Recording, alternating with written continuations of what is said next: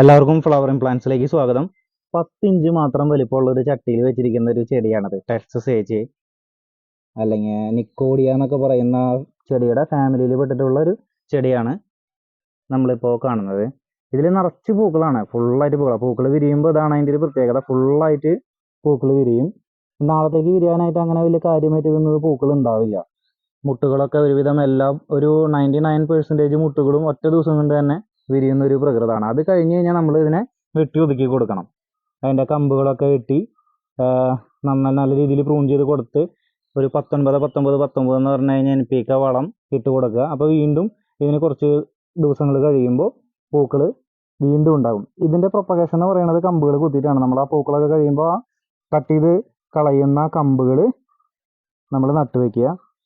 മണ്ണിൽ തന്നെ നട്ടു വെക്കുന്നതാണ് നല്ലത്. അതിൽ ചകിരിച്ചോറ് മണലൊന്നും മിക്സ് ചെയ്യേണ്ട ആവശ്യം വരുന്നില്ല.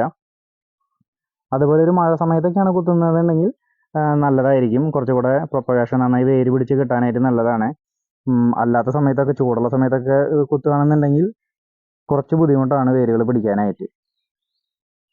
ഇതിൻ്റെ മറ്റൊരു കാര്യം എന്താണെന്ന് വെച്ച് കഴിഞ്ഞാൽ, ഇത്ര അധികം പൂക്കൾ ഇതിലുണ്ടാവുമെങ്കിലും ഈ പൂക്കൾക്കൊന്നും സ്മെല്ലില്ല എന്നുള്ളതാണ്. സൂര്യപ്രകാശം ഇഷ്ടപ്പെടുന്ന ഒരു ചെടിയാണ്. നല്ല വെയിലുള്ളൊരു സ്ഥലത്ത് ഈ ചെടി നടാനായിട്ട് ശ്രദ്ധിക്കണം. അപ്പോഴാണ് കൂടുതൽ പൂക്കൾ ഉണ്ടാവുക. അതുപോലെ തന്നെ വളപ്രയോഗം വളരെ ഇമ്പോർട്ടൻ്റ് ആണ്.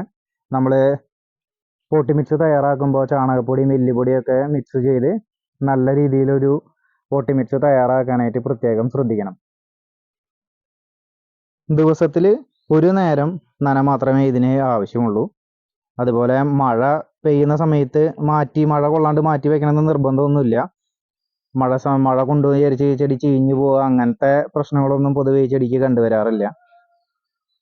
ഈ ചെടിയുടെ തൈകൾ കുറച്ച് അവൈലബിൾ ആണ്. താല്പര്യമുള്ളവർക്ക് ഞാൻ വാട്സപ്പ് നമ്പർ കൊടുത്തേക്കാം, അതിലൊന്ന് കോൺടാക്ട് ചെയ്താൽ മതി.